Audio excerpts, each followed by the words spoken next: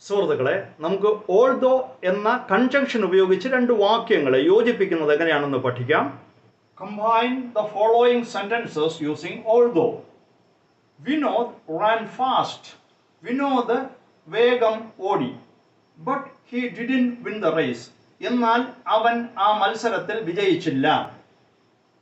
ഇവിടെ രണ്ട് വാക്യങ്ങളുണ്ട്. വിനോദ് വേഗം ഓടി, പക്ഷേ അവൻ ആ ഓട്ട മത്സരത്തിൽ വിജയിച്ചില്ല. അപ്പോൾ ഈ വാക്യങ്ങളെ ഓൾദോ ഉപയോഗിച്ച് നമുക്ക് കമ്പൈൻ ചെയ്യണം, യോജിപ്പിക്കണം. അതിനുവേണ്ടി നാം ആദ്യം ചെയ്യേണ്ടത് വാക്യത്തിന്റെ ആരംഭത്തിൽ ഓൾദോ എഴുതണം. ALTHOUGH, although. എന്നാലും, എങ്കിലും എന്നാണ് ഇതിന്റെ അർത്ഥം. ഓൾദോ എന്ന് പറഞ്ഞാൽ എങ്കിലും, എന്നാലും. ഇത് എഴുതിയതിനു ശേഷം ആദ്യത്തെ വാക്യം എഴുതണം. Although Vinod ran fast. Vinod നന്നായി ഓടിയെങ്കിലും. Vinod ran fast. അത് കഴിഞ്ഞിട്ട് ഒരു കോമ ഇടണം. Although Vinod ran fast.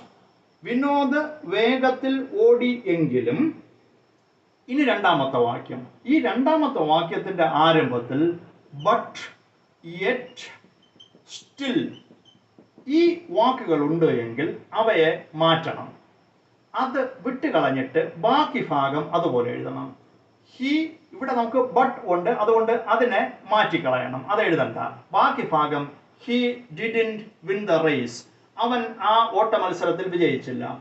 Although Vinod ran fast, he didn't win the race.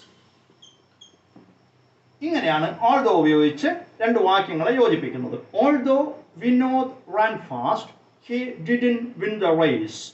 Vinod വേഗത്തിൽ ഓടിയെങ്കിലും അവൻ ആ മത്സരത്തിൽ വിജയിച്ചില്ല. അവൻ ആ ഓട്ട മത്സരത്തിൽ വിജയിച്ചില്ല.